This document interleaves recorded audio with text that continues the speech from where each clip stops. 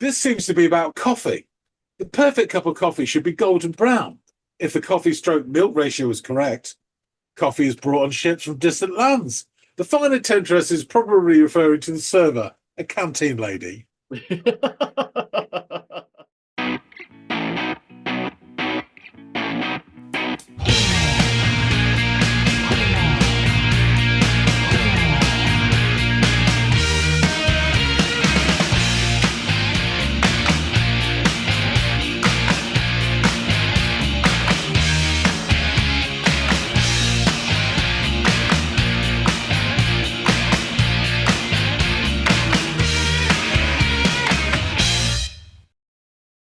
Hey everybody out there, welcome back to another episode of the Audiophiles. I'm Andy, that's John, and it is time to get into some music. John, you're going to offer up a tune for me today. What'll it be? So we're back with the Stranglers, the Guildford Oh, Stranglers, and the tune is Golden Brown. okay, excellent. Golden Brown. All right. Let me go off and check this thing out, and I'll come back and let you know what I've made of it. Oh, wait a minute.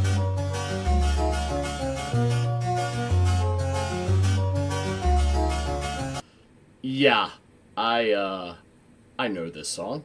I've heard this song so many times, he said with shame. Only because I can't believe I didn't know that this was a song by the Stranglers. It's gonna come in a minute and be like golden brown. Yeah, I've definitely heard this song before. I only say shame because like I love it, but not because I love it, but because I didn't like ever figure out who this was. You know, I've heard this in passing. I've heard this. God, this has to be in several movies or television series. Or if it's not many, it's one that is particularly stand out that I've seen several times. Because I know I've heard this song several times. And every time I've been like, I really like this fucking song. But I've never been like, oh, let me go find out who that... And that's where the shame comes from. Like, why didn't I just go figure out who did this track? Why haven't I just downloaded it? Because like this Baroque kind of harpsichordy stuff is great. And look, he hasn't started singing yet, but that's another thing that's kind of throwing me off is because like knowing my familiarity with the Stranglers and the songs we've done thus far, the vocals in those, which all sound the same, or not the same, but like of the same individual, I don't think the vocals in this remind me of that. Now I'm gonna have to let it play out because it's probably been like a year since I've heard the song or so, but yeah, I wouldn't have associated this vocal style with the stuff that John has introduced to me thus far, and some of you guys out there with your suggestions to with that material. I don't know. Maybe I'll hear it and I'll be like, oh wait, yeah, this is exactly who sings nice and sleazy. But I don't think that's the case. The voices don't ring a bell. But I mean, let's hear what it sounds like here. Just this is all based off recollection.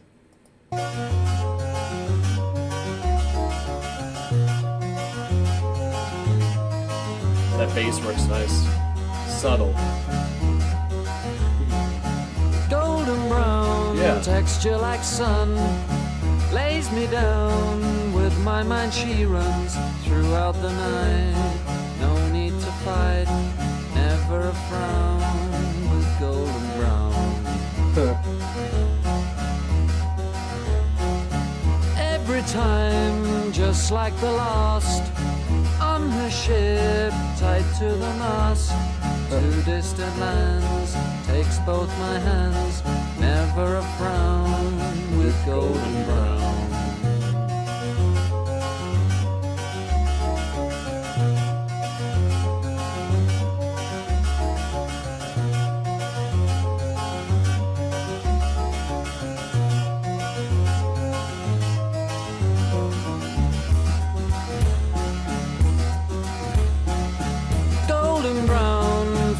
Temptress, through the ages she's heading west. From far away, stays for a day, never a frown with a golden brown. have to say, I don't think I've always thought that the song was about opium or heroin, and my mind has not been changed by this sit down and kind of focus on the listening experience.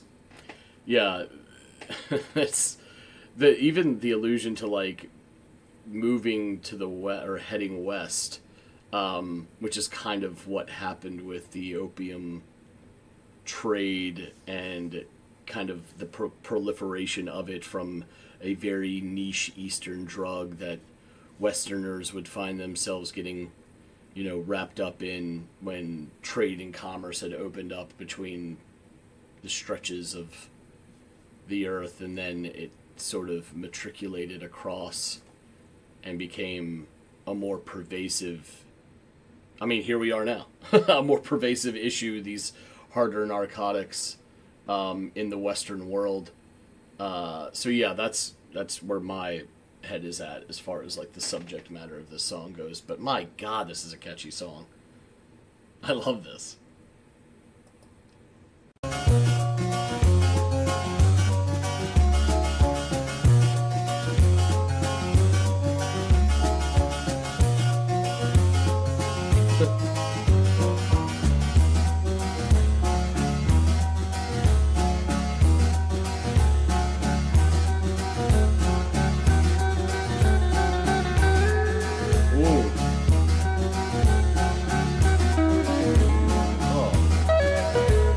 So pretty.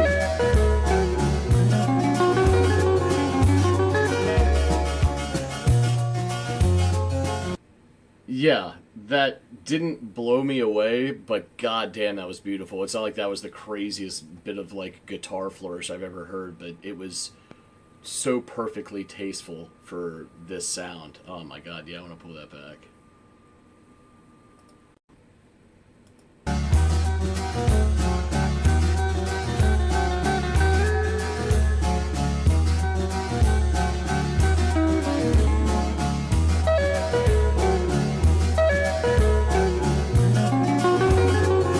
So pretty.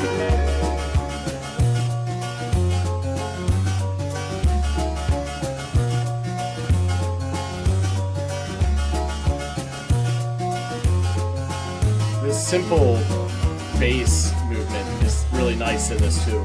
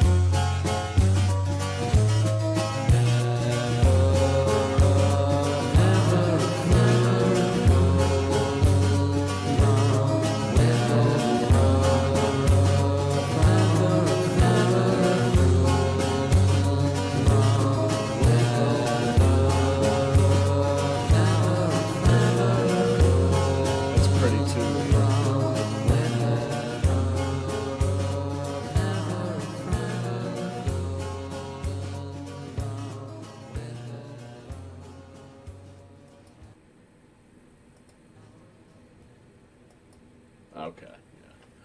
Yeah. Ugh. Oh, little egg on my face. I definitely know this track. But it's crazy to me to think that this is the Stranglers, given what I've been exposed to thus far. And despite knowing the song, I never would have guessed that it was the Stranglers who wrote and performed it. Because this, yeah, I'm gonna maintain. Maybe I'm wrong, which wouldn't be the first time, and it certainly won't be the last. But it doesn't sound like the same vocalist that I've heard in previous tracks by these guys, and the sound is different. Where's that like chunky bass sound? This was very soft bass, lovely nonetheless, but a completely different animal. I guess the one thing that sort of translates across all the stuff that I've heard is how important or integral the keys are, no matter what form they come in, right? Whether it's like a piano or a keyboard or a harpsichord, just how integral the key based instrument is to each track. That I think is the one thing that I could latch on to say here's an indicator that it's a Stranglers track. Listen to the keys, and you're like, okay, yeah. But the rest of it, I mean, come on. To me, it sounds very different. Maybe I'm wrong. You guys can set me straight. But the one thing that this does have going for it that the other Strangler songs has going for it is that it's fucking great. I really enjoyed this. I've enjoyed everything that I've heard from these guys thus far. So, yeah, I'm really going to have to start like I need a Stranglers t-shirt. I'm gonna have to scoop up some of their music, obviously, outside of the ones that we've listened to that I've downloaded. Yeah, this is gonna be, I'm gonna have to just start acquiring albums, I think, at this point, because I've become a really big fan of their sound, and they're now this added idea of versatility. Like they don't, like they can change their sound, or they can tap into other sounds to create new and different songs. Also very cool. So yeah, I will return somewhat, ashamed that I had never realized this was a Strangler song when I head back to John. So let's join him and chop this up. It's too orangey for crows. He's back. So you've had to listen to the Stranglers and their ode to former Chancellor and Prime Minister Gordon Brown. What did you think?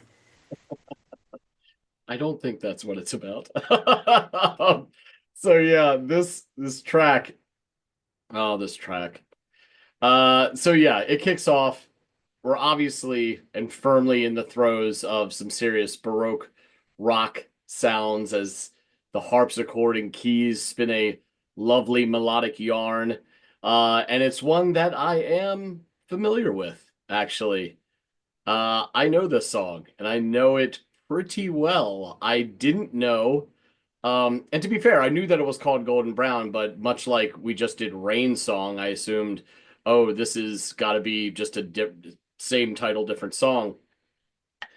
But no, and it's kind of like I have a little bit of shame here because here's the song that I've always really enjoyed whenever it's come on or I've heard it, but never known who the artist was.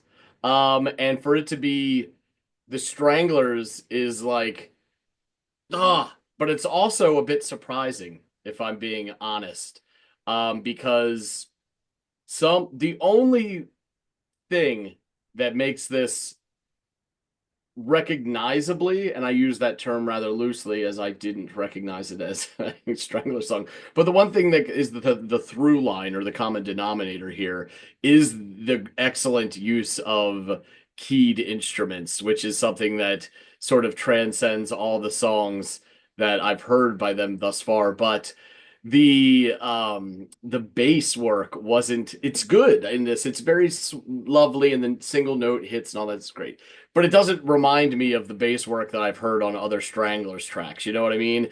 And the vocals don't remind me of the same biting snarl that sometimes you will find, or oftentimes you'll find, at least in the tracks by them that we've listened to. I can't speak to their entire discography or whatever, but so yeah, this epiphany moment hit me when this came on, where I'm like, holy shit, this is one that I know. So there are also some, like, as I mentioned before, these lovely little bass touches that kind of plod the pace for the track, and it sounds really, really great underneath all of the very Baroque sounds that we're getting. I've always assumed that this track was about opium or heroin, and I feel like my presumptions are only validated as I cling to words and phrases during this listen. Lyrics like golden brown texture like sun lays me down. With my mind she runs throughout the night. And every time, just like the last on her ship tied to the mast to distant lands. And golden brown, finer temptress through the ages, she's heading west from far away. So, you take drugs, it can kind of feel like you're tied to the mast of something with very little control of wherever it is the hell you're going. The idea of with my mind she runs, takes your mind to different places and it puts you at a um atypical sense of like ease or like catharsis that can only be obtained through a drug that powerful. And then, through the ages and this heading west thing makes me think of, the discovery, the stumbling upon of Western traders to this foreign drug in foreign lands, and how that eventually this would all make its way westward in the sort of drug epidemic that is where we are now. But you think of the opium wars and all that stuff that happened and how it became popularized among Western countries and civilization. So that's where I've always gone with it. Maybe I'm completely wrong, or maybe they're doing that thing where they're like sort of subverting the inference and, taking you one way, but really meaning another thing. Perhaps that's the case, but to me, it seems obvious that it's about some form of narcotic from the East. There is this lovely extended musical portion that starts around the like 132 mark, and it unfolds over the next minute or so, and the guitar begins to eject these really pretty flourishes throughout. They're very tasteful. It's nothing that's going to melt your face or anything like that or push the envelope, but they're just really well done and deployed in such a judicious, appropriate way that just sounds great. There's like some humming and vocalizing eventually that kind of blossoms into actual singing. And the lyrics as he sings this are kind of like stretched out. You get this, it's kind of like a version of that oft repeated refrain in the song where it's like, never a frown, never a frown, never a frown with golden brown. So it's this kind of stretched out stuff and it kind of like repeats on a loop. And this is coupled with more of those like harpsichordy notes. And it almost feels like all of this together almost feels like cascading rain. These drops gently falling all around. And this continues until the song fades from golden brown to black, thus coming to an end. And I could not put my finger on why I had or how I had heard the song so many goddamn times. And then it hit me on my way back here. And it's from one of my favorite films of all time. I love Snatch. I had a poster of Freddie fucking Four Fingers or Frankie fucking Four Fingers on my wall in college, in black and white. I loved all the characters in that, and I loved the writing, and I loved the cinematography and how things were shot. It was very Guy Ritchie before he completely, jumped the shark with his shit. So yeah, I love the film, and the scene of him of Pitt knocking out, is it Gorgeous George or whoever the boxer is, and this song playing totally washed over me. And I've seen that film so many goddamn times that it's no wonder I feel like I've heard the song so many times. But I feel like it's also been used in other film or television shows as well, because it's for whatever reason the sound lends itself to capturing scenes, and I don't know what it is about it. I can't put my finger on it. But I'm confident that this song, it was just meant to accompany film. It just has that sound to it. So tell me a bit more about this song. I'm kind of ashamed to be like, yeah, I knew this. I just didn't know it was the Stranglers. I have no excuse for that, to be completely honest. So Okay. Well, you've mentioned it before I forget. The Guy Ritchie thing. A couple of things on that. I think he did come back to form with The Gentleman. okay, yeah. I really And to enjoyed be that. fair, I haven't seen that because I've kind of been like, ah. But thank you for the endorsement, because I'll go check it out. Guy deserves a second chance for sure. It's worth watching. The TV series that they adapted from the film, not so much. Really, really stretched it out, the bastards. I mean, some of it's great, don't get me wrong, but the film's really worth watching. Really worth Is watching. that the one with Hugh Grant? Where he's kind of like it's a character you wouldn't imagine him playing, coming from the rom-com world where he made it, made his head. CD journalist stroke detective PI, yeah. Okay. Yeah, and it's really funny. And old Sons of Anarchy, Jackson, he's in it as well. Yes, yes, yes, Biker yes. Grove, as we know him as in this country. Yeah, really good. Excellent. Yeah, I'll And speak lots of that. other stuff. Yeah. So yeah, there's that. I would say the use of some of the music in Snatch and stuff is so reminiscent of Danny Boyle Trainspotting and what he's Yeah, done. yeah, yeah, It's an yeah. echo down the line from that. Again, another reason why Danny Boyle's just so great. So yeah, interesting that you knew this. Um, I have to be honest, it's not my favorite Strangler song. Wouldn't be in my top 20 Strangler songs. Oh, To be wow. honest with you. But it's so popular and so well known that I have to be even-handed about it. And I think you've been listening and really enjoying all these Strangler songs, you should hear probably their biggest hit, Yeah. which isn't reflective of the rest of their catalogue. But and there's a reason why. The other thing that re-listen to it again, I'm not listening to it for a while, so good chance for me to reevaluate. I listened to it again, and yeah, I haven't changed my opinion. And I do realise that I can only take so much harpsichord. I found that out about myself. There's a Kinks album, Something Else, which is really great. It's got some fantastic songs in it, but it's heavy on the harpsichord, and I'm wondering why I don't listen to it that often, and that's one of the reasons. It's just too Interesting. much after a while. Yeah, and I didn't really realise that about myself, but yeah, I'm I mean, I could not harpsichord totally intolerant, but I could commiserate with you if you said this was like if you said an entire album of this kind of stuff would wear on you, but it's only like a 4 minute track, if that, you know what I mean? But hey, it's you're right in that it's ever present throughout the entire song, so it is unavoidable. it's I think the thing that annoys me, annoys is too strong a word, disappoints me about this song. I like they're doing a different style, and I like they're trying to sort of spread their rings, and they certainly do in the later albums, to with some success and without success with some. Um, but I think the thing of this, probably the thing that I like most about the Stranglers is your man on the keys, and it's just circular on this. I feel like he's doing it with one hand, and Mm, he's probably reading the book with the other, Dave Greenfield, because he's so talented. yeah. It's a really interesting sound that you get right at the start, but it doesn't really develop into anything else. It just goes round and round and round and round, and that's probably the most disappointing thing about it for me. But Oh, anyway, so that, even the man who loves repetition has his limits if it comes in the certain veins, and harpsichord is just one don't of know them. how good he's good. He Yeah, is. it's fair. If he It's plays fair. that solo on, Walk On By is just amazing. Yeah. And even the sort of his integration with the guitar solo on No More Heroes is just that's what makes the song for me when it comes back in. Go, anyway, forget it. So Gordon Brown, 1981. So it's from La Folie, their sixth studio album, which was released in 1981. So just to remind you of the personnel: Hugh Cornwall, guitar, lead and backing vocals; Dave Greenfield, keyboards; Jean-Jacques Bernal, bass, backing and lead vocals; and Jet Black, drums and percussion.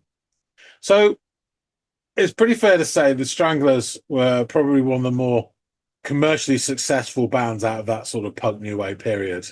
Um, but by 1981, their success had waned quite noticeably. And La Folie was a conscious attempt to deliver a more commercial product. Mhm. Um, the album's title, French, obviously translates to The Madness. And in various interviews, the band related that this referred to the madness of love, quotes, and that conceptually, each of the songs on this album was intended to explore a different kind or aspect of love. I don't think so, but it was a nice story. Upon its release, La Folie looked set to be the band's lowest charting album. It just floundered. However, on the release of their second single, Gordon Brown, it went to number 2 in the singles charts, making it the most successful single they had to that Isn't date. that interesting? Yeah. The worst performing album, but the best to that point, and the best performing track. Yeah. So the album then came back up the charts and peaked at number 11 and spent 18 weeks on the album charts. Buoyed So by the just for success that of this one one track. single. Exactly. That's the way it was in those days. Yeah. Trouser Press wrote of the album, it was subtle, effective, mature, and energetic, but no outstanding songs. AllMusic called it a fine and welcome album in the Stranglers' body of work, describing it as mainly a collection of tight, punchy songs that often suggest a forthright approach of American new wave bands. So, the lyrics. Golden brown, texture like sun, lays me down, with my mind she runs, throughout the night, no need to fight, never a frown with golden brown. Every time, just like the last, on her ship tied to the mast. Two distant lands, takes both my hands, never a frown with golden brown. And then the drums actually come in, well, brushes. Golden brown, finer temptress, through the ages, she's heading west. From far away, stays for a day, never a frown with golden brown. And then we get, again, more of that circular do-do-do-do-do-do-do-do. And then I actually said the guitar break in this, I wouldn't call it a solo, but the guitar break is lovely. It's very pretty. Yeah. And he even vocalizes a bit like and then they come back in and it's in triplets. It's never a frown, never a frown, never a frown with golden brown, with golden brown, with golden, and they triple it through. Never a frown with golden brown, never a frown with golden brown, never a frown with golden brown. So in his 2001 book, The Stranglers, Song by Song, Hugh Cornwell clearly states that Golden Brown works on two levels. It's about heroin and it's also about a girl. Essentially, the lyrics describe how, in quotes, both provided me with pleasurable times. If you believe a word he says. However, there are alternative theories. And I really enjoyed some of these on the lyrics website where the contributors start squabbling amongst each other. So I'll give you a few. There's some interesting insights and some horrific insights. So I didn't write down each user because that would be too much. But so, in quotes, the part about the ship is from Greek literature. The captain ties himself to the mast so he can hear the sirens without being drawn to the island where he would be killed. Everyone else in the ship had to cover their ears. And then someone's followed that up with the analogy with the Odyssey is actually brilliant. There is another element to it. Odysseus, when he's enchanted by the sirens, frowns to his shipmates since they can't hear him, so that they can untie him and let him go with the sirens. The singer here does not want to leave the ship. He is happy he's tied with her, never a frown. Golden brown. This contributor, ha ha ha ha ha ha. Oh, so uneducated little minds. This song, I mean, the punctuation is terrible, by the way. This song is blatantly, spelled wrong, about toast. If you listen to the lyrics carefully, every lyric can be related to toast. Even makes a link about bread coming from the west to the west from the east, or being made into sliced bread we see today. Through the ages, she's heading west from far away. Geez, golden brown. Can't you see it from that? Next one. He came out sounding like an asshole, but at least in the end, it was all for laughs. So I thought Next one. Hugh said it's about things that pleasure you, whether it's be girls, women, whatever. But Jet Black, the drummer, told my pal's dad it's about toast. Confusing. Next contributor. This seems to be about coffee. The perfect cup of coffee should be golden brown. If the coffee-stroke-milk ratio is correct, coffee is brought on ships from distant lands. The finer temptress is probably referring to the server, a canteen lady. The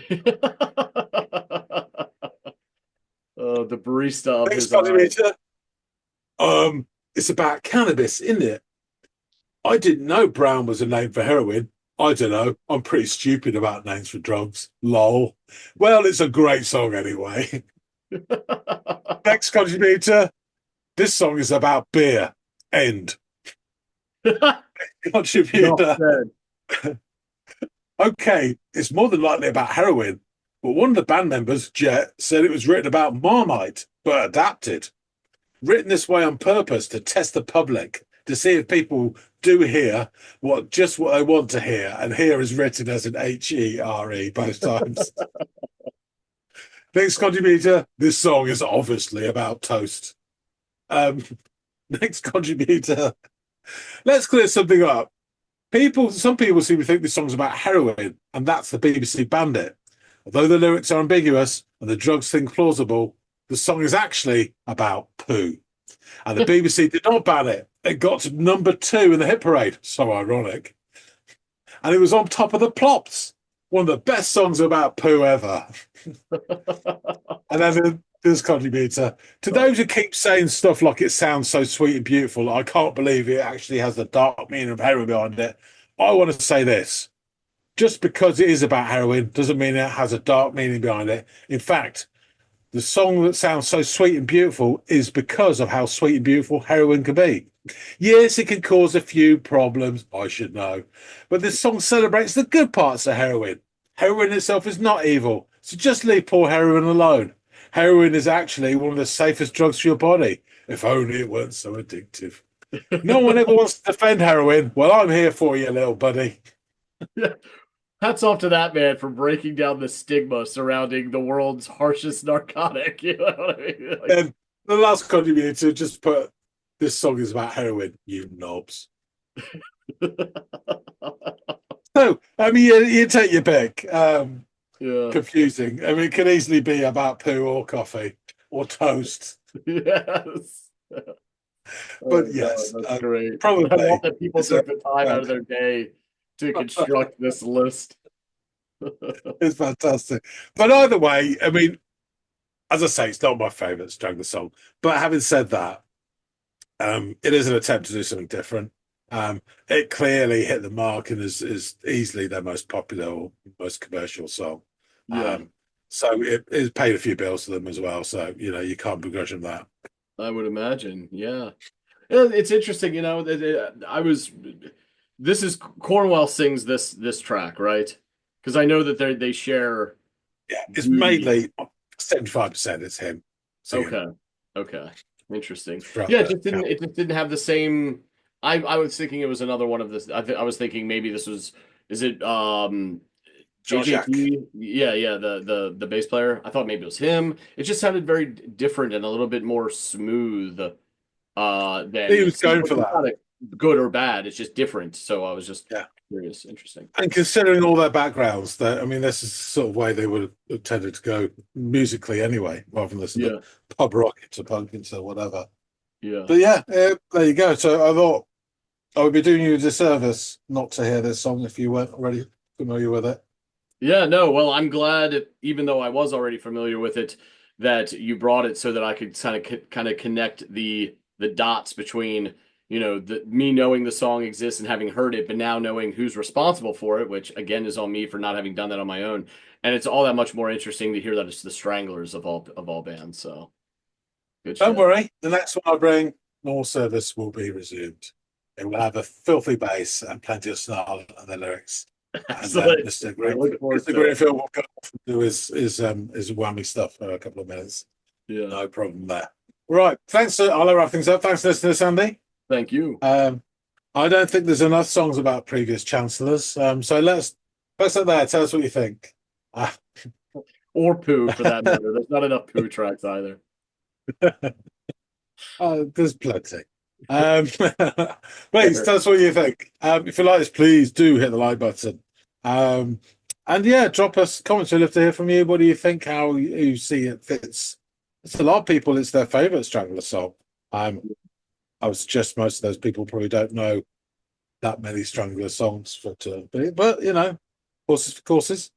So yeah, we'd love to hear what you think. If you haven't subscribed already, please do. And you can get a package which could be heroin / coffee / poo / toast arriving at your doorstep on a successful subscription or not. That being said, thanks so much for listening. I'm going to see all of you on the next episode of the Audiophiles. See you later, guys.